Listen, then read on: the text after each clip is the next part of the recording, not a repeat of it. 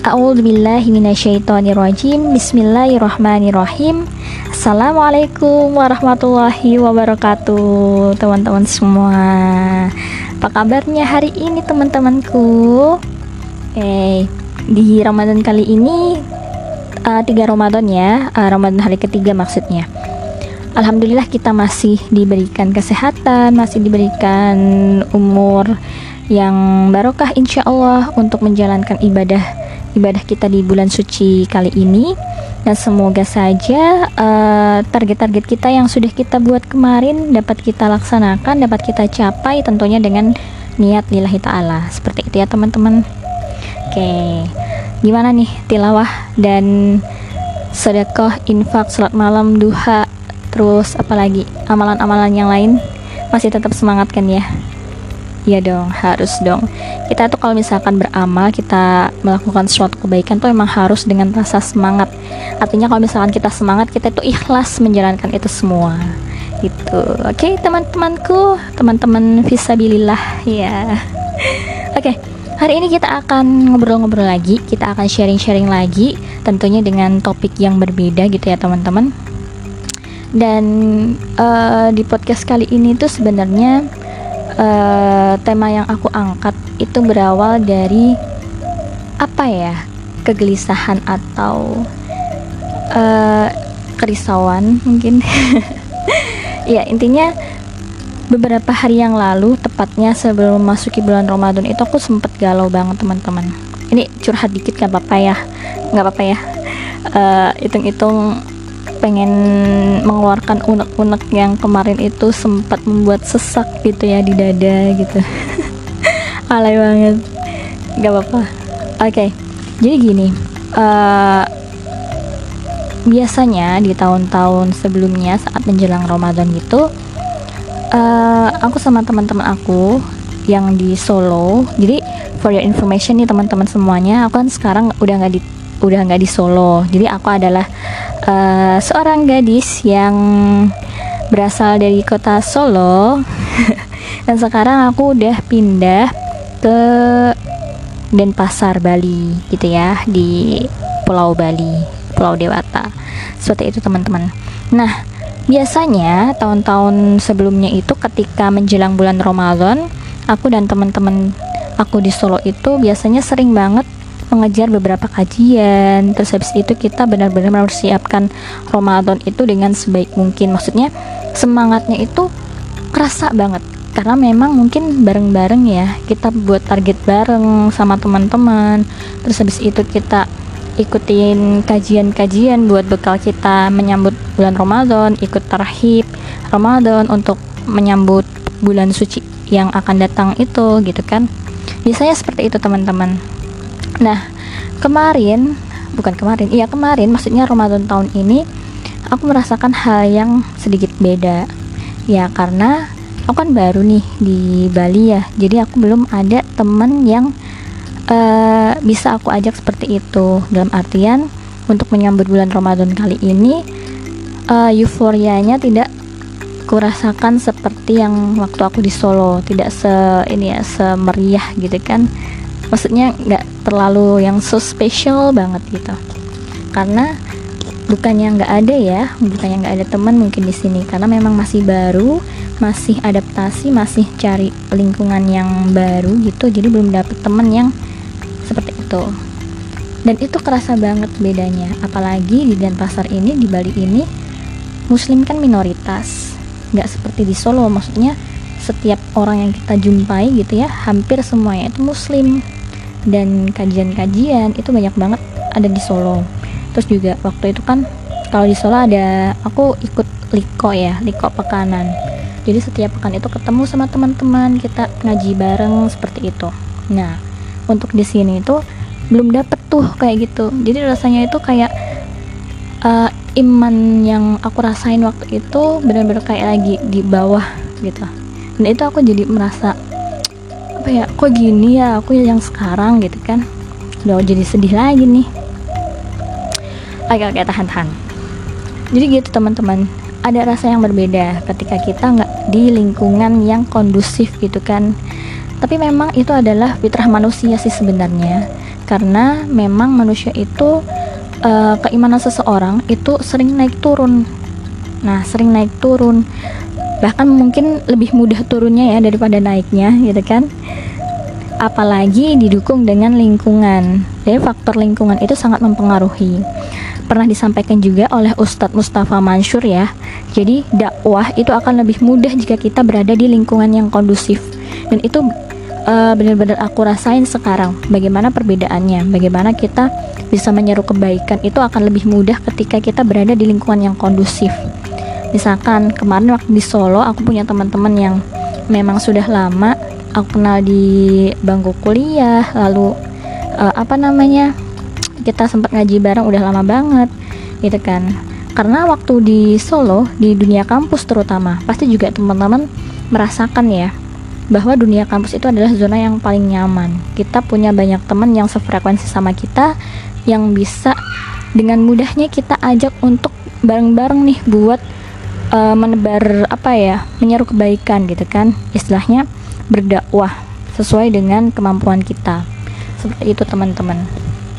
Dan ketika di lingkungan yang minoritas muslim seperti di Bali ini, ternyata memang mudah untuk hati kita merasa nggak semangat gitu. Maksudnya keimanan kita tidak dipungkiri ya, keimanan aku bisa dikatakan turun ketika tidak di lingkungan yang baik. Tapi itu adalah ujian yang seharusnya itu diselesaikan, karena memang yang aku rasakan saat ini, dakwah itu ternyata tidak hanya wajib dilakukan di lingkungan yang kondusif, justru lebih urgent lagi ketika kita berada di zona yang tidak nyaman, terutama mendakwahi diri sendiri terlebih dahulu. Gimana caranya kita membuat iman kita itu tetap stabil. Alhamdulillahnya bisa selalu naik gitu ya, gitu teman-teman. Jadi bagaimana kita di lingkungan yang kurang kondusif tapi keimanan kita tetap terjaga, seperti itu yang jadi PR kita. Dan memang itu bukan hal yang mudah, harus ada motivasi juga dalam diri sendiri gitu. Jadi juga salah satu motivasi aku untuk buat podcast kali ini, karena memang yang bisa aku lakuin sekarang adalah seperti ini gitu kan.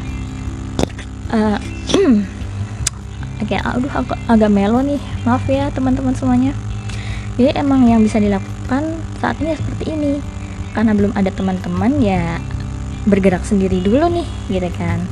Tapi bisa sih sebenarnya untuk kolaborasi dengan teman-teman yang jauh di sana gitu kan, kolaborasi podcast.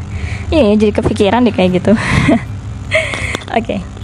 Intinya seperti itu teman-teman. Jadi ini adalah bentuk motivasi untuk diri aku sendiri sebenarnya, pembuatan podcast ini, supaya tetap ingat dengan tanggung jawab kita sebagai Khalifatul Ard, seperti yang aku sampaikan kemarin, bahwa kita di dunia ini tugas kita yang utama adalah sebagai dai. Kita harus menyeru menyeru amar ma'ruf dan mencegah yang munkar atau nahi munkar, seperti itu. Itu adalah tugas bagi seorang muslim, tugas utama, profesi utama seorang muslim adalah sebagai dai, seperti itu teman-teman. Jadi semoga saja keimanan kita akan selalu tetap terjaga walaupun di kondisi yang sulit ataupun di kondisi yang menyenangkan, seperti itu ya teman-teman. Kalau misalkan di kondisi yang sulit, jangan sampai kita merasa sendiri dan merasa nggak ada yang motivasi kita, akhirnya keimanan kita turun. Dan apabila di kondisi yang nyaman, jangan sampai kita terlena dengan kenikmatan duniawi sehingga kita lupa, seperti itu sih teman-teman yang ingin aku sampaikan. Itu untuk awalan aja sih ya. Jadi semoga kita selalu ingin menjadi orang-orang kesayangan Allah gitu kan, seperti yang disebutkan di dalam Quran surat Ali Imran ayat 110, yaitu seruan bagi kita semua umat terbaik yang seharusnya mengambil kesempatan untuk berdakwah itu sampai wafat, sampai akhir hayat kita gitu kan.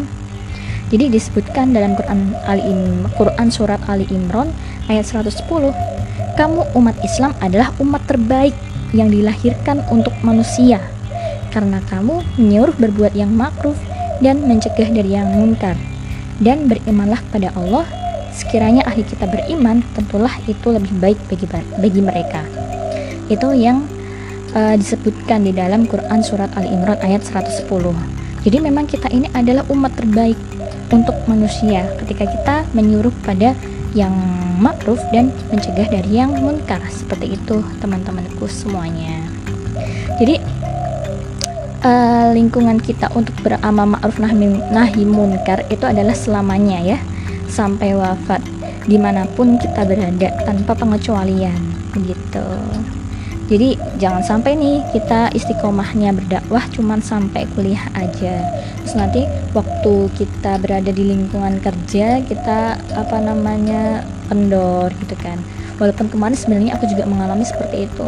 Jadi kalau misalkan jujur-jujuran nih ya, tingkat keimanan yang paling tinggi itu mungkin saat masa-masa kuliah, lagi girah untuk berdakwahnya itu tinggi banget gitu kan. Terus kalau misalkan sudah keluar dari dunia kampus sempat agak turun gitu. Tapi alhamdulillahnya masih ada teman-teman yang mensupport itu, dan semoga saja kita selalu berada di lingkungan yang baik gitu kan. Kita selalu dikelilingi oleh orang-orang yang beriman, karena bagaimana kita adalah bisa dilihat dari bagaimana keimanan teman-teman kita, lingkungan kita, teman kerabat terbaik dan terdekat kita itu teman-teman. Jadi jangan sampai kita salah memilih lingkungan, karena memang sangat berpengaruh banget. Karena memang sejatinya tadi manusia itu mudah naik turun keimanannya itu. Oke? Jadi jangan sampai ya kita berhenti padahal mulai aja belum gitu kan. Ngerasa aduh capek banget di jalan dakwah ini, capek banget untuk menyeru di hal-hal kebaikan gitu kan. Padahal kita belum apa-apa tuh sebenarnya kalau dibandingkan dengan orang-orang di luar sana. Itu adalah nggak ada apa-apanya. Kita masih awal banget, masih di entry level, menjajakan kaki masuk aja di gerbang pertama aja baru masuk tuh, belum langkah ibaratnya kayak gitu ya. Jadi emang ini adalah salah satu ujian kita di saat kita itu ingin mengikuti tapak-tapak Nabi, tapak-tapak Rasul serta orang-orang solih terdahulu seperti itu. Jadi memang ada ujiannya. Dan kalau misalkan kita lagi down nih, kita harusnya berpikir seperti ini. Tahu nggak sih teman-teman, di luar sana itu sebenarnya banyak banget orang yang jauh lebih impactful daripada kita, yang mungkin kita nggak ketahui sosoknya, tapi dia itu istiqomah dalam berdakwah. Walaupun dia itu nggak pernah di up sama media, ternyata dia itu jauh lebih dahulu, jauh lebih lama bergerak, dan dia istiqomah untuk menjalankan itu semua gitu kan. Dan kita yang baru saja mulai bahkan udah merasa capek, itu harusnya menjadi tamparan. Maksudnya harusnya kita malu kalau misalkan kita udah merasa capek gitu ya untuk menyeru ke dalam kebaikan, berada di jalan dakwah ini. Sedini inikah gitu kan semangat kita berakhir gitu. Intinya seperti itu teman-teman semuanya. Karena motivasi itu emang harus dimunculkan dalam diri kita sendiri. Cuman kita yang bisa menaikkan keimanan kita. Jadi orang lain itu sebenarnya juga tidak punya kuasa atas diri kita. Bahkan sebenarnya sih diri kita sendiri juga tidak punya kuasa ya untuk mendapatkan hidayah, karena memang hidayah itu adalah hak prerogatif Allah gitu kan. Tapi sebagai manusia kita bisa berikhtiar. Bayangkan kalau misalkan manusia aja udah berikhtiar, masa Allah nggak kasih sih hadiah lagi hidayahnya. Ya hidayah ya gitu teman-teman. Jadi intinya kita berusaha aja untuk bisa selalu istiqomah di dalam jalan dakwah ini gitu. Oke, karena tadi udah ada prolognya, jadi ini aku mau bahas ya tentang apa aja sih rintangan di dalam dakwah ini. Jadi kalau misalkan kita tahu nih ke depan rintangannya seperti apa, harapannya kita bisa mengantisipasi dan kita bisa menangkal tuh ketika tanda-tanda kefuturan sudah menyerang diri kita. Wah, kok kayaknya aku udah agak males untuk tilawah ya, kok aku udah males untuk ini ya, untuk itu ya, kok aku gini-gini. Kita bisa merasakan tanda-tanda kefuturan itu dan kita bisa mengantisipasinya. Kita bisa buru-buru nih cepat-cepat nge-charge iman kita. Kita harus cari kajian atau kita harus cari apa gitu kan yang bisa meningkatkan keimanan kita. Gitu teman-teman. Nah, memang rintangan itu banyak ya di dalam dakwah. Apalagi dakwah itu adalah suatu zona yang bisa dibilang tidak nyaman, karena jalan dakwah itu adalah jalan yang dipenuhi dari yang jauh dari hawa nafsu gitu. Jadi kalau misalnya orang-orang yang nggak bertujuan untuk menghidupkan jalan dakwah ini, mereka akan berpikir bagaimana bisa saving money sebanyak-banyaknya gitu kan. Tapi tidak untuk para dai. Mereka itu justru berpikir bagaimana caranya berinfak dan mengeluarkan uang mereka di jalan dakwah ini sebanyak-banyaknya. Itulah perbedaannya, gitu kan. Kalau misalkan orang-orang di luar sana itu berpikir bagaimana caranya bisa menghabiskan waktu quality time dengan teman-temannya, dengan keluarganya, untuk traveling, untuk liburan, untuk bersenang-senang, berfoya-foya di luar sana dengan waktu yang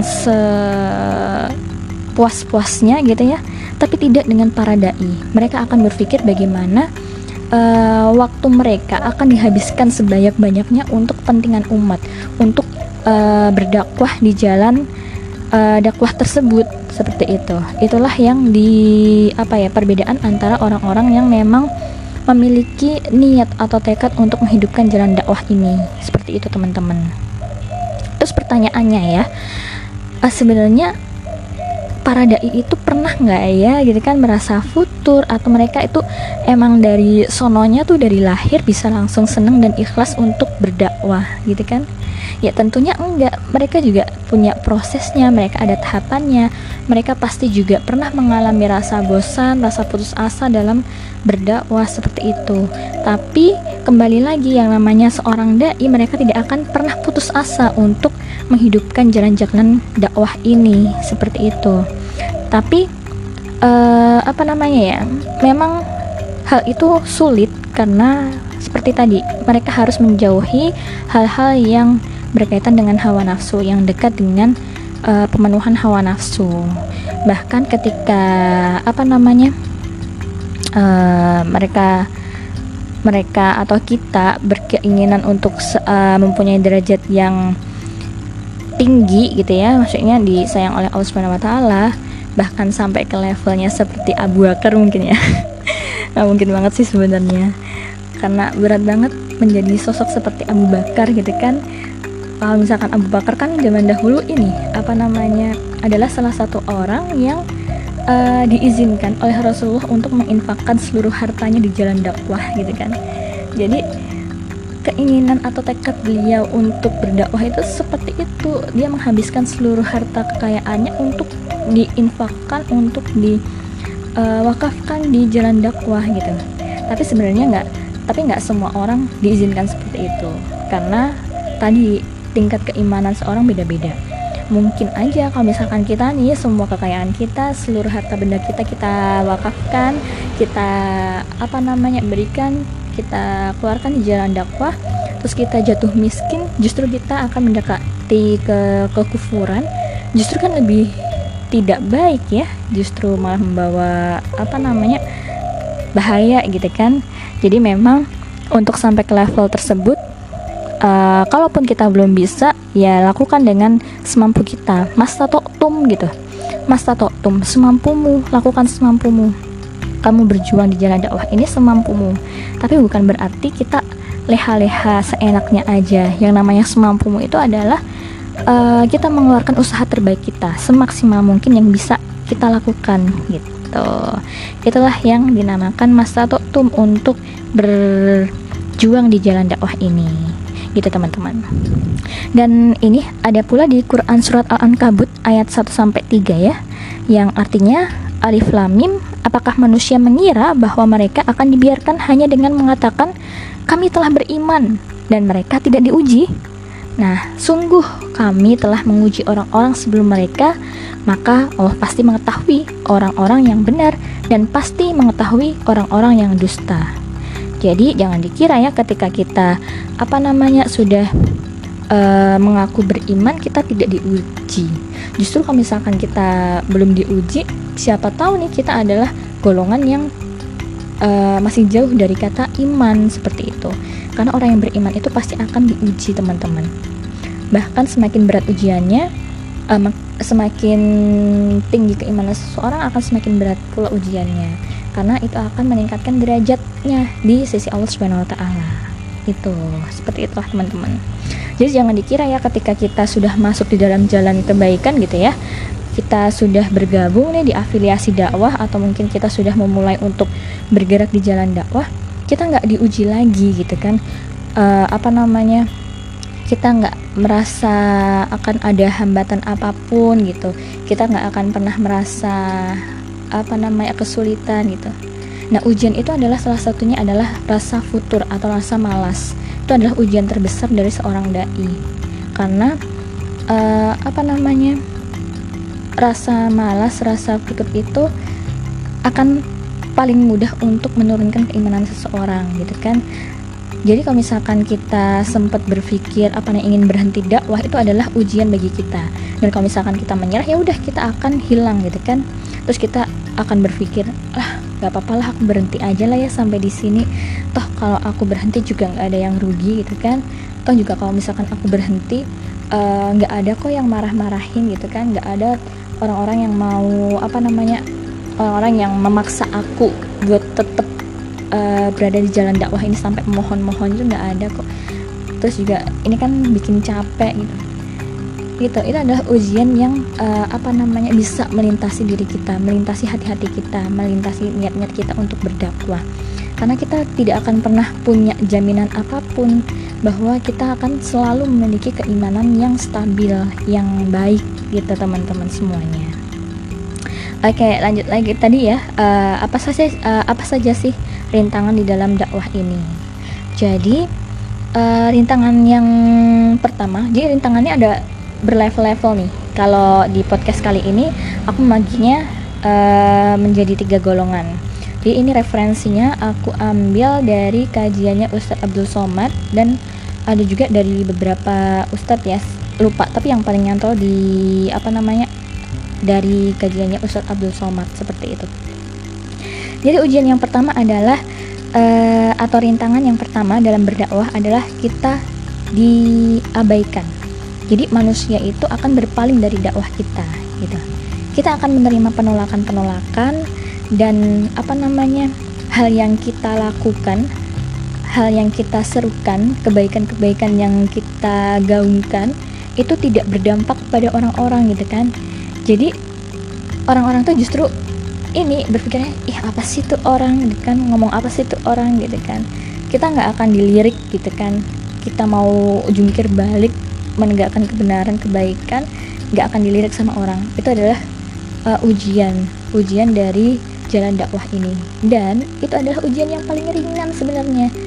Nggak digubris, nggak dilihat sama orang, itu adalah ujian yang paling dasar. Mungkin ketika kita kalau misalkan kita kan kaum millennials, kita sering tuh bikin story yang sebenarnya niat dalam hati itu lillahi ta'ala untuk menyeru kebaikan gitu kan. Tapi ketika kita lihat nih scene-nya, udah dilihat siapa aja nih, kok nggak ada yang lihat gitu kan, terus kok nggak ada yang like gitu. Nah, kita akan merasa down lagi. Nah, itu adalah ujian kita gitu kan. Seharusnya kalau misalkan kita niatnya ikhlas gitu, ya nggak masalah, nggak ada yang lihat, ya udah berarti emang belum waktunya aja dilihat sama orang gitu. Kalau misalkan nggak di like kan bukan berarti itu nggak membekas di dalam hati mereka kan. Ya nggak usah takut kalau misalkan nggak ada yang nge-scene, nggak ada yang nge-like, ya nggak apa-apa gitu kan. Bahkan Rasulullah pada zaman dahulu, pada saat beliau berdakwah itu lebih parah lagi tuh dicuekinnya gitu kan. Bahkan nggak hanya dicuekin, bahkan dihina, difitnah gitu. Padahal seorang Rasulullah gitu kan, Rasulullah itu adalah sosok yang sangat cerdas, orang yang sangat bijaksana, seorang yang integritasnya bagus. Jadi sebelum beliau menjadi nabi dan rasul, Rasulullah itu adalah seorang yang sangat-sangat dihormati, seorang yang sangat tinggi banget integritasnya, terkenal pandai, cerdas gitu. Tapi ketika beliau berdakwah, banyak orang-orang yang dahulu itu memuja-muji beliau, menjadi menentang beliau, menentang dakwah beliau gitu. Tapi bagaimana reaksi Rasulullah? Apakah Rasulullah akan putus asa begitu aja? Enggak, ternyata walaupun dihina, dicaci, dimaki, difitnah, sampai dilempari kotoran, Rasulullah tidak putus asa dalam menegakkan jalan dakwah ini gitu kan. Lalu kita juga harus belajar pula pada kisah dari Nabi Nuh. Nabi Nuh itu adalah salah satu nabi yang bisa dikatakan memiliki derajat yang sangat tinggi di mata di mata Allah Subhanahu wa taala. Karena ketika Nabi Nuh berdakwah, nggak hanya dicuekin tapi juga diacuhkan gitu kan. Orang-orang tuh pada zaman dahulu ketika Nabi Nuh berdakwah, mereka itu sempat sampai menutupkan telinganya dengan pakaian mereka, saking nggak maunya dengar Nabi Nuh itu berdakwah. Coba bayangin kalau misalkan kita di posisi itu, kita lagi ngomong, orang-orang tutup telinga pakai pakaian mereka, itu kan kayak suatu penghinaan banget kan buat kita semuanya kalau misalkan kita di posisi saat itu. Tapi Nabi Nuh tidak putus asa. Beliau bertahan berdakwah, bahkan di sebuah riwayat itu disebutkan ada sekitar selama 950 tahun sampai 1000 tahun beliau menerima penolakan tentang dakwah beliau. Jadi inilah ujian gitu ya. Seorang nabi aja ketika berdakwah diuji, apalagi kita gitu kan. Jadi gak masalah, Nabi Nuh aja pengikutnya hanya 80 orang, padahal dia sudah berdakwah selama 950 tahun sampai 1000 tahun lamanya. Hanya 80 orang, teman-teman. Nah, apa kabar kita yang baru kemarin gitu ya untuk menyaru kebaikan, terus kita nggak dapet view, nggak dapet like? Karena kan orang biasanya cari itu, maksudnya seneng gitu ya kalau misalnya ada yang like, ada yang nge-view. Tapi semoga kita nggak seperti itu ya teman-teman. Semoga tetap ikhlas. Kalau misalkan nggak ada yang menggris dakwah kita, ya nggak apa-apa, kita jalan aja gitu. Itu. Terus juga ada kisah juga dari Nabi Yunus. Nabi Yunus itu juga kaumnya berpaling ketika Nabi Yunus itu menyampaikan dakwahnya. Jadi manusia yang berpaling dari dakwah, yang nggak notice dengan apa yang kita sampaikan, itu sebenarnya bukan kesalahan dari dakwah kita. Karena kembali lagi seperti yang aku sampaikan tadi ya, pada dasarnya memang manusia itu selalu ingin mengikuti hawa nafsunya.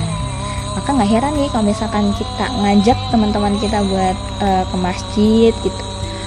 masjid atau mungkin ikut kajian, itu nggak akan semasif dan nggak semeriah saat kita ajak mereka buat main, traveling atau makan bareng, nobar gitu ya. Jadi itu adalah suatu ujian atau tantangan bagi kita dalam menyeru kebaikan. Dan hal itu pun sebenarnya disebutkan juga di dalam Quran surat Al-Maidah ya, ayat 99, bahwa kita itu intinya tidak boleh memaksakan kehendak gitu kan, walaupun sulit, walaupun mereka susah tuh diajak ke masjid, ke kajian-kajian, tapi kita tidak boleh memaksakan, seperti yang tertera di dalam Quran surat Al-Maidah ayat 99, bahwa kewajiban Rasul tidak lain hanyalah menyampaikan. Kalau ada orang lain yang berubah ketika berdakwah, itu bukan berarti karena kita gitu kan, karena memang hidayah dari Allah Subhanahu wa taala. Itu teman-teman semuanya. Jadi kewajiban kita hanyalah menyeru pada kebaikan. Itu walaupun kita tidak dilihat, terus orang yang kita ajak itu nggak mau mengikuti jalan kita atau ajakan kita, ya udah nggak apa-apa gitu kan, karena memang hak prerogatif untuk memberi hidayah seperti yang aku sampaikan tadi itu adalah sepenuhnya milik Allah Subhanahu wa taala. Kita hanya bisa menyampaikan dan mengajak kepada kebenaran. Gitu. Bahkan di Quran surat Al-Qasas ayat 56 gitu ya. Allah berfirman, "Sungguh engkau Muhammad tidak dapat memberi petunjuk kepada orang yang engkau kasihi, tetapi Allah memberi petunjuk kepada orang yang Dia kehendaki, dan Dia lebih mengetahui orang-orang yang mau menerima petunjuk. Nah, dari situ teman-teman, kita lihat Nabi Muhammad aja, Nabi Muhammad saja tidak bisa mengajak orang-orang yang Dia cintai untuk mengikuti jalannya untuk berislam gitu. Betapa sulitnya Nabi Muhammad ketika mengajak pamannya Abu Thalib, orang yang sangat ia cintai. Ia tidak rela kalau misalkan pamannya harus mengalami penyiksaan di neraka di akhirat gitu kan. Tapi sekeras apapun, kalau misalkan Allah tidak menghendaki seseorang itu mendapatkan hidayah, ia tidak akan bisa gitu mengubah takdirnya gitu. Itu teman-teman. Jadi kalau misalkan kita nggak dilihat, nggak dilirik gitu ya ajakan kita untuk berbuat baik, nggak apa-apa. Itu bukan salah dari dakwah kita gitu kan, karena memang orang tersebut saja mungkin yang belum mau membuka dirinya untuk menerima dakwah kita, atau memang Allah belum ngasih momen nih di saat itu untuk si dia dapat hidayah gitu teman-teman semua. Nah, dari kedua ayat tadi teman-teman juga dapat kita simpulkan ya bahwa kita nggak boleh sombong nih, kita nggak boleh ujub dan bangga hati gitu ya ketika ada orang yang berhasil nih kita ajak untuk berada di jalan dakwah ini atau berbuat kebaikan. Itu nggak sih lo, si X dia ikutan kajian ini gara-gara kemarin aku nasihatin gini-gini loh, seolah-olah dia merasa yang memberikan hidayah ke si X itu adalah dirinya gitu kan, padahal enggak sama sekali. Hidayah itu secara murni datangnya dari Allah, kita sebagai perantaranya saja untuk menyampaikan hidayah yang diberikan Allah SWT pada si X tersebut gitu. Jadi kita nggak boleh sombong, kita nggak boleh berbangga hati, dan nggak boleh mengaku kalau misalkan keimanan si orang tersebut naik gara-gara kita gitu kan. Sombong banget ya nggak sih teman-teman semuanya gitu. Dan sebaliknya pula, ketika ada orang itu yang nggak menerima dakwah kita, orang itu berpaling dari jalan dakwah dari jalan dakwah ini, itu bukan semata-mata kesalahan kita gitu kan. Yang penting kewajiban kita itu sudah purna, kita sudah menjalankan kewajiban kita untuk menyampaikan, dan kita harus terus-menerus berada di jalan yang lurus walaupun itu sulit ataupun mudah. Kita harus tetap menyampaikan kebenaran, kita harus tetap mengajak kepada kebaikan, kita harus menegakkan dan berjalan di jalan dakwah ini gitu teman-teman semuanya. Oke, sekarang masuk ke level rintangan yang kedua, yaitu olok-olok dan ejekan. Jadi gini teman-teman, kalau tadi nih yang tidak dilirik gitu ya, nggak dilirik, nggak digubris gitu sama orang-orang, mungkin itu tipe dakwah yang masih di level mengajak amar ma'ruf gitu, mengajak kebaikan. Biasanya orang kalau misalkan diajak ke dalam kebaikan itu paling responnya itu nggak digubris gitu. Si pendakwah tersebut atau si dai tersebut nggak digubris, apa sih itu nggak penting banget, serahlah lo mau ngomong apa gitu kan itu. Tapi kalau misalkan udah di level 2 nih, udah diolok-olok, udah diejek, itu biasanya level dakwahnya sudah di tahap level nahi munkar gitu kan.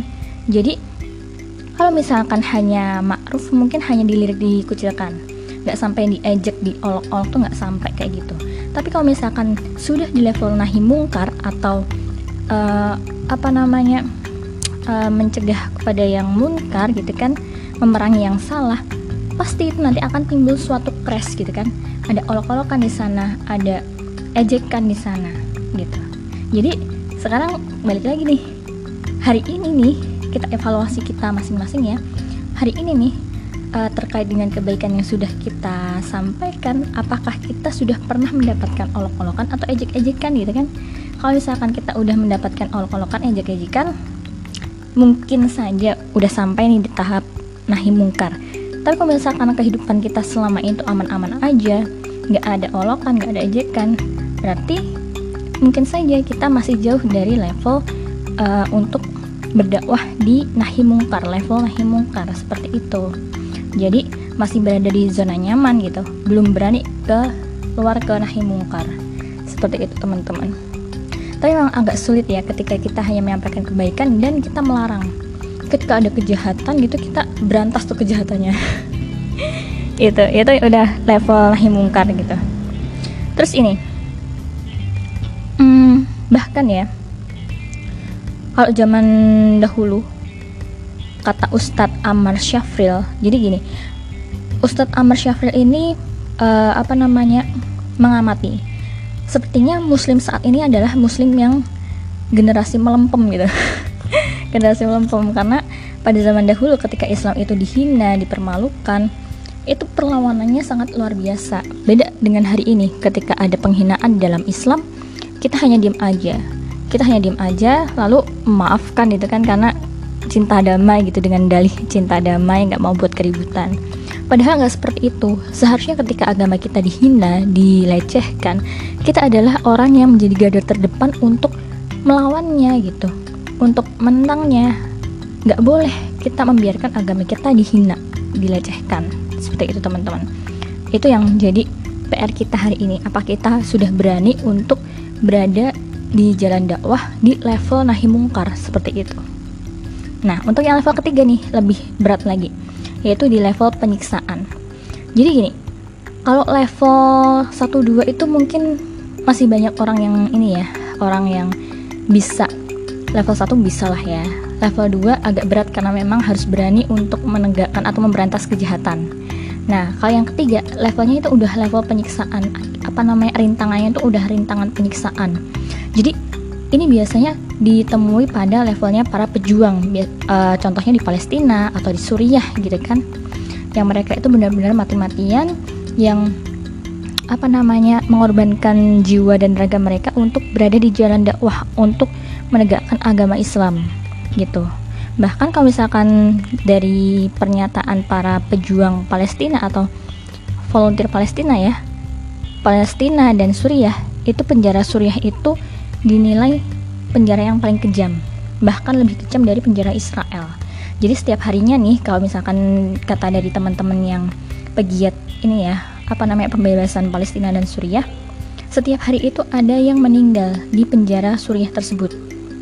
Jadi ini pula yang dialami oleh Rasulullah dan sahabatnya, yang menyebabkan mereka pada saat itu sampai hijrah ke Habasyah karena mengalami penyiksaan seperti itu.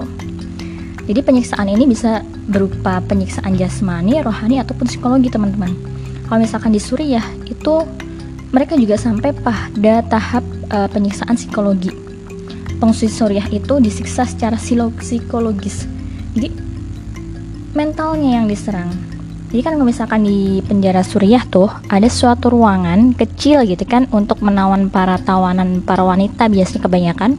Dan di kanan kiri depan belakangnya si ruangan itu ada ruangan-ruangan lagi yang digunakan untuk melakukan pemerkosaan terhadap perempuan-perempuan yang lainnya. Pemerkosaan, penyiksaan seperti itu. Jadi setiap malam itu ada jeritan perempuan-perempuan yang kesakitan gitu kan, yang kesakitan, yang sedang diperkosa seperti itu. Jadi yang di dalam tahanan yang ruangan kecil tadi pasti akan kepikiran, itu siapa yang disiksa gitu kan? Apakah ibunya atau saudaranya? Gitu. Terus apakah besok aku juga yang akan jadi korban seperti mereka? Mereka itu mengalami tekanan psikologis. Nah, itu teman-teman. Namun mereka tidak akan pernah patah semangat. Bahkan banyak di antara mereka tidak takut gitu kan, walaupun mentalnya dihujam dengan tekanan seperti itu, seberat itu, tapi mereka percaya karena mereka percaya pada firman Allah pada Quran surat At-Taubah ayat 32. Mereka hendak memadamkan cahaya agama Allah dengan mulut atau ucapan-ucapan mereka. Tetapi Allah menolaknya, malah berkehendak menyempurnakan cahayanya walaupun orang-orang kafir itu tidak menyukai. Jadi mereka percaya bahwa di balik setiap penyiksaan pasti akan ada cahaya Allah yang akan menolong mereka. Mereka mempercayai itu dan mereka tidak akan pernah takut untuk tetap berada di jalan dakwah yang sedang mereka jalani saat ini. Itu teman-teman semuanya. Jadi, dan itu juga disebutkan pula ya di dalam Quran surat Al-Baqarah ayat 214.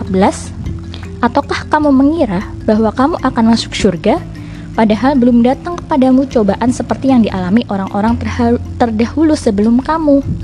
mereka ditimpa kemelaratan, penderitaan, dan diguncang dengan berbagai cobaan. Sehingga Rasul dan orang-orang yang beriman bersamanya berkata, "Kapankah datang pertolonganmu ya Allah?" Lalu lantas Allah menjawab, "Ingatlah, sesungguhnya pertolongan Allah itulah sangat dekat." Jadi orang-orang yang soleh aja sempat bertanya, karena saking beratnya guncangan cobaan yang mereka alami saat mereka berdakwah. Mereka mengadu kepada Allah, "Kapan ya Allah pertolonganmu datang padaku?" Seperti itu.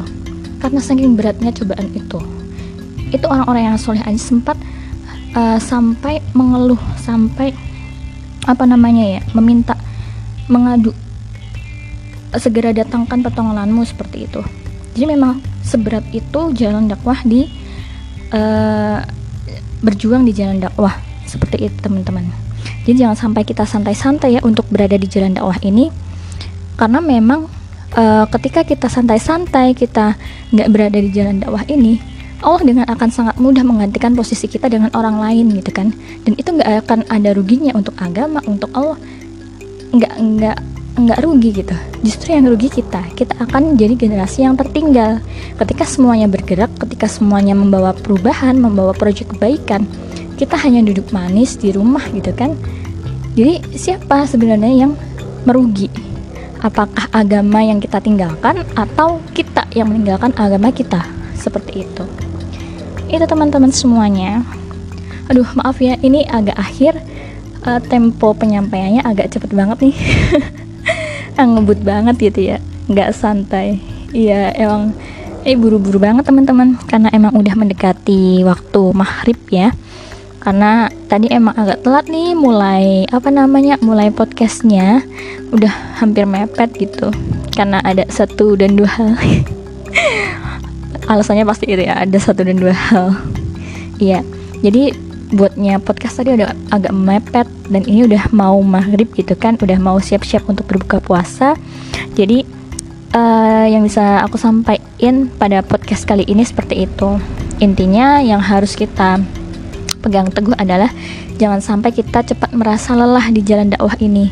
Seberat apapun, lalu sesepi apapun jalan dakwah ini, walaupun engkau sendiri, tetap berjuanglah di jalan dakwah ini.